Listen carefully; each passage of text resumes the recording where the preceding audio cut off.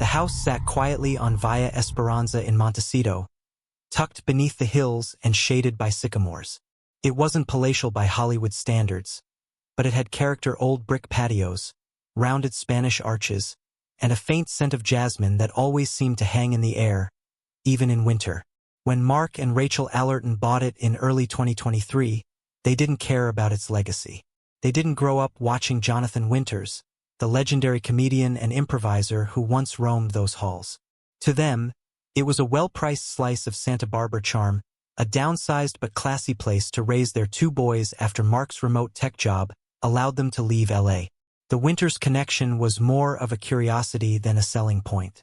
The listing agent had mentioned him briefly, saying he died there in 2013 but peacefully, surrounded by laughter and light. The Allertons barely blinked. They were city people. Death didn't scare them. Traffic, school rankings, and mortgage rates did. They moved in on a cloudy Wednesday. By Friday, the gardener quit. "He used to work for Winters," Rachel told her sister over the phone. "Said he won't touch the rose bushes. Something about them changing shape. Mark thinks the guy's nuts." First, it was little things. Whispers in the den when no one was home. The TV in the back room turning itself on always to static, or to old black and white talk shows no one recognized. Their older son, Evan, claimed he heard someone talking in the guest bathroom at night. But it wasn't scary, not exactly. The house never felt evil. Felt eccentric. As if the walls themselves were riffing off the family's presence. Things would vanish and reappear, always in odd places.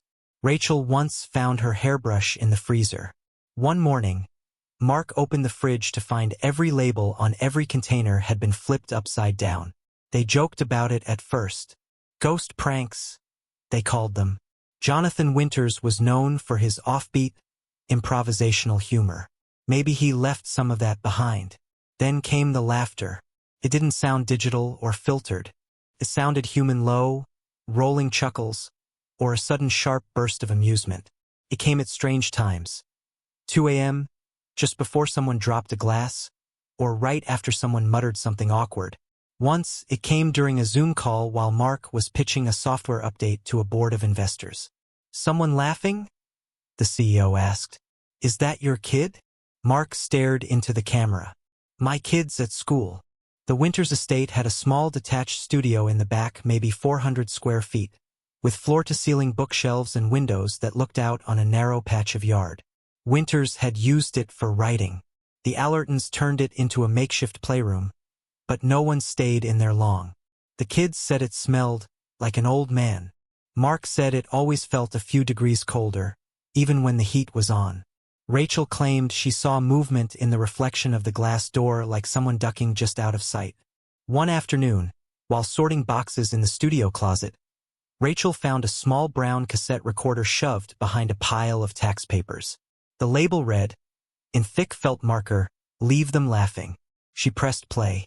Static at first. Then a voice, warm, gravelly, unmistakably aged, broke through. "You ever notice how no one ever really leaves Hollywood? They just fade out, like the end of a bad joke." Then laughter. Not studio laughter. Not canned. Sounded real. Deep. From the belly. Rachel pressed stop and placed the recorder on the desk. When she came back the next day, it was gone. By late summer, Rachel stopped sleeping in the main bedroom. She said she kept hearing a voice reciting dialogue. Not full monologues, but snippets. "Try it again, Charlie. Only this time with feeling." Or, "You ever dance with a nun in a thunderstorm? No? You're missing out." She began keeping a journal of phrases that came to her in the middle of the night. Pages filled up with random, out-of-place sentences. At least once a week, she swore the phrase, "You get what you settle for," appeared somewhere in the house on Post-its, on the mirror in steam, even once carved faintly into the top layer of butter in the fridge. The family was unraveling. Evan developed a stutter.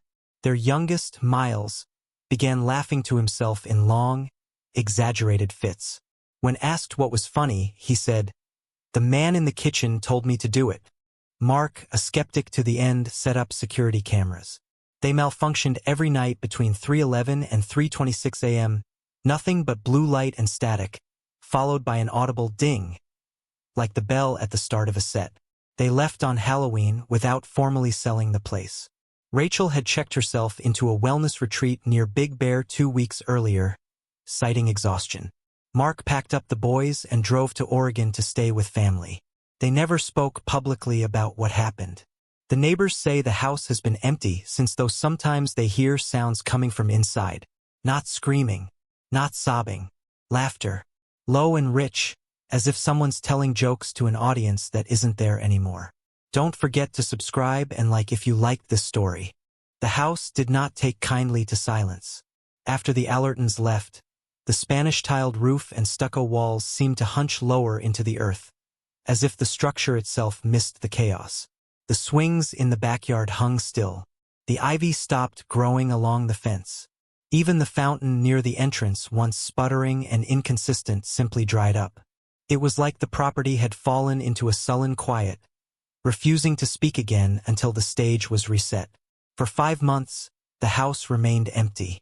Real estate agents brought in potential buyers, but none stayed longer than 20 minutes. A retired couple from Bakersfield turned pale and left mid-tour after the husband claimed to hear someone whispering jokes in his ear about his wife's dye job. A young woman from Venice Beach, a stand-up comic herself, visited during a rainstorm. She stood in the center of the hallway, looked up toward the ceiling and muttered, "This place has punchlines bleeding out of the drywall." She didn't make it past the kitchen. Then came Peter and Linda Holbrook. They were different from the others, not reckless, but weathered. In their late 50s, childless, semi-retired from decades in the film location business. They had scouted and rented homes for countless indie productions across California. But this house stirred something in Peter he couldn't quite name.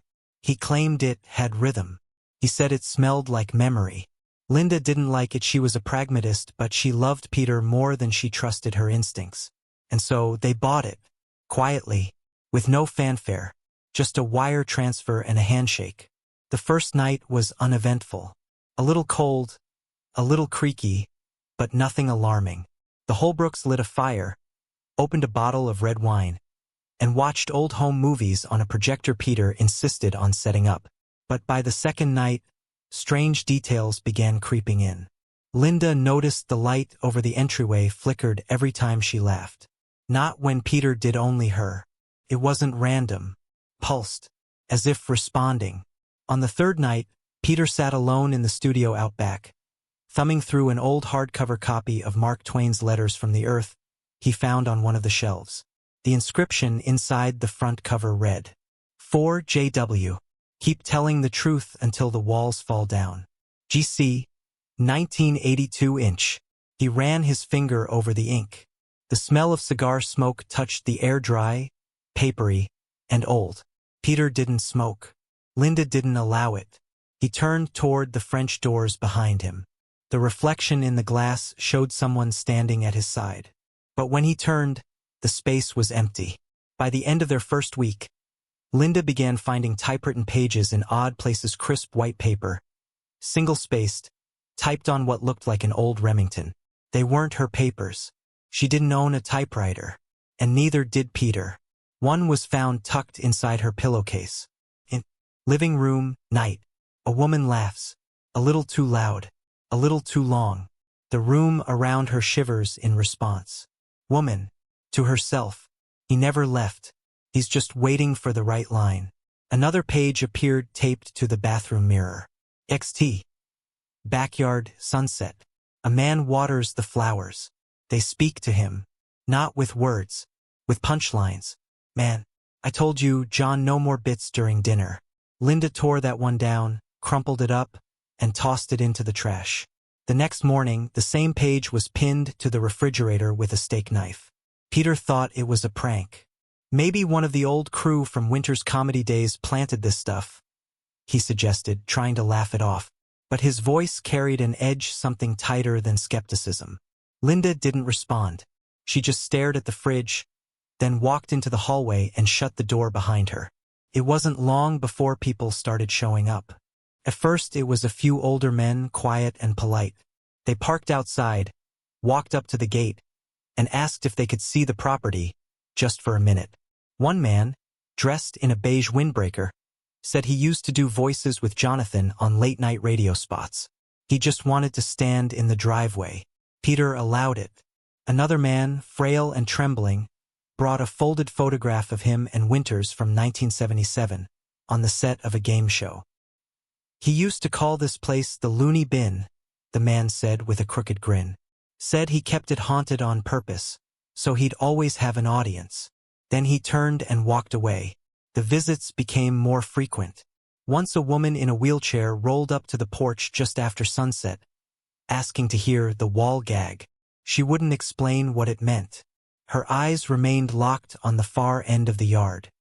He did it there, she whispered, with his face and everything. It used to be hilarious. Now it's just quiet. That night, Peter woke up to the sound of soft banging. Not footsteps, not knocking, more like someone rhythmically slapping a wall. Linda stopped laughing entirely by mid-March. She avoided the kitchen, refused to enter the studio, and began sleeping with the bedroom light on. Peter was doing better, but only because he'd begun talking to someone Linda never saw. Every morning, he'd go to the living room, sit in the same armchair by the fireplace, and speak aloud in one-sided conversations. I think it works better with the callback, Peter said one morning, nodding toward the ceiling. No, trust me. If you plant it early, the payoff's bigger. Linda watched from the hallway. Who are you talking to? Peter looked at her, blinked twice, and smiled. You wouldn't get it, he said. Timing thing. That night, the old cassette recorder appeared on their kitchen counter. The same model Rachel Allerton once found. Only now it had a new label written in marker. ACT3. The laugh that stays. It was late March now, and the Santa Barbara winds had returned the ones that rushed down from the hills and made the eucalyptus trees tremble like nervous hands. The Holbrooks had stopped trying to explain the cold spots in the house, or the way the rooms seemed to shift in size depending on the time of day. The home, it seemed, was rehearsing something, and Peter had become its lead. The tape recorder sat untouched on the kitchen counter for 3 days. Neither Peter nor Linda wanted to press play, but they avoided acknowledging it too. It lay there like a cigarette on the lip of a gravestone unlit, but brimming with a silent dare. Then one night, long after midnight, Peter got out of bed without speaking. Linda watched him go. His feet were slow but certain as he moved toward the stairs, one hand trailing along the wall. She stayed in bed and didn't follow, just listened. The tape played for 11 minutes. She couldn't make out the words from upstairs, but she heard the tones, the intonations, the pauses for imaginary laughter. And then, disturbingly clearly, came the voice of Jonathan Winters himself. Older, more ragged than the versions from TV, but unmistakable. It wasn't a recording pulled from an old show. This voice was speaking directly to someone in the room. You want to know the secret to making M laugh, don't you? It's not the punchline. It's the hesitation before. The space where they lean forward. That's the part you can't fake. Then, a pause. The static buzzed softly. And then, laughter. It was a room full of it. A crowd. Not roaring, not loud, just a polite, eerie ripple. The kind that creeps up your back when the joke's not quite funny, but you're afraid not to laugh. Linda lay in bed, cold to her bones, her hand gripped around the quilt, mouth dry. When Peter came back up, he was smiling like he'd been told a secret. He didn't say a word. He just climbed back into bed and whispered, "He says I have timing." The next morning, Linda found the backyard studio completely rearranged. The desk had been pushed to the corner. The shelves had been reorganized not alphabetically, not thematically, but comedically. Jokes, books, binders, sketches, all grouped by delivery style: dry, physical, surreal, character-driven. A large sheet of butcher paper was pinned to the wall, and on it were written dozens of phrases in red Sharpie, as if by an invisible writing partner. Try this: the priest walks in with one shoe and a fishing rod. Better if she's drunk. Or a nun. Call back the peanut allergy in Act I, big payoff. No laugh track. Ever. Linda stared at the handwriting. It wasn't Peter's. It was broader, loopier, almost playful, childish in form, but eerily confident. Later, Peter said he didn't remember writing them. But they're good notes, he added. He had begun speaking in punchlines, often without setups. Linda would ask him if he wanted tea, and he'd reply, only if the kettle does impressions. He started wearing a cravat around the house, claiming it helped him stay in character. When Linda told him he wasn't acting in anything, he winked and said, says you. But somebody's watching. One evening, Linda stood outside the house and looked up at the small window above the staircase landing. It was the only window in the house that faced north. For weeks, she'd avoided looking at it. Something about it unsettled her. The glass had a faint, uneven shimmer to it like the surface of old water. She watched it in the last hour before dusk, and for just a moment, she saw someone looking back. Not Peter, not herself. The face was pale, but not ghostly. Clear features, a heavy brow, soft, mischievous eyes. The figure smiled, then pursed its lips in a mock gasp like a silent, oh, then faded backward, swallowed by shadow. Linda didn't scream. She didn't even flinch. She stood there for several minutes longer, frozen in place, watching nothing now but the window reflecting the gray sky behind her. Later that night, she told Peter what she'd seen. He didn't laugh. He just nodded. I think he's trying new material, Peter said, almost reverently. He's warming up. Things escalated in April. Peter started setting places at the table for imaginary guests. Not just empty plates, full name cards. Once he scrawled, Phyllis Diller, in cursive on a folded napkin and placed it beside a martini glass with a lipstick smudge that hadn't been there moments before. Another time, he made Linda carry a second tray of coffee out to the studio. George Burns doesn't take cream, he said. Black only. Don't be rude. Linda's nerves were thinning. Her days became clipped and quiet. She'd begun spending time on the far edge of the property, near the lemon tree, where she could sit on the garden bench and not hear anything from inside the house. Not the laughter, not the applause, not the sudden, sharp click of a tape recorder starting on its own. Once, around 3 a.m., she awoke to find the bedroom lit by stage lights. No fixtures, no bulbs, just lie warm, directed, theatrical, focused right on her side of the bed. She turned to Peter, but he wasn't beside her. Downstairs, she heard the unmistakable sound of a crowd settling in the rustle of coats, the clearing of throats, the tap of shoes against tile. A microphone popped, then a voice, deep and drowsy with age, echoed through the air vents. Tonight's show is a little different. Our special guest doesn't know she's the punchline yet. And then, without warning, it stopped. No more laughter, no footsteps, no scripts. For 2 days, the house was dead quiet. Linda waited. She barely moved.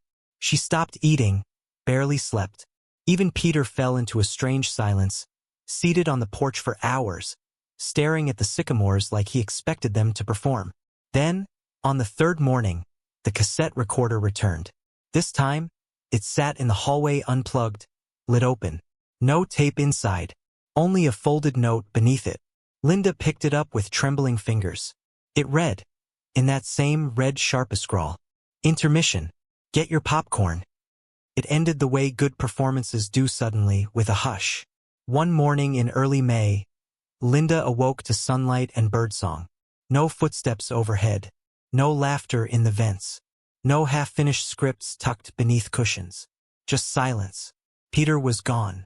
She found him sitting in the studio, eyes closed, arms resting on the sides of the chair like he'd just finished telling a joke and was waiting for the applause. A smile lingered on his lips. The tape recorder sat beside him, still spinning, though no tape was inside. The coroner found no signs of struggle. Massive heart failure, they said. Peaceful. Linda didn't disagree. But she knew something else had happened, that something had finished with him. She stayed long enough to pack what she could.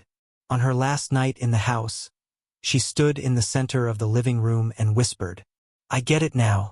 It wasn't a haunting. It was a rehearsal. And from somewhere deep inside the walls just once came a slow, knowing chuckle. The kind of laugh that lingers. The kind that doesn't need an audience anymore. Then the house went quiet, and stayed that way. Don't forget to subscribe and like if you liked this story.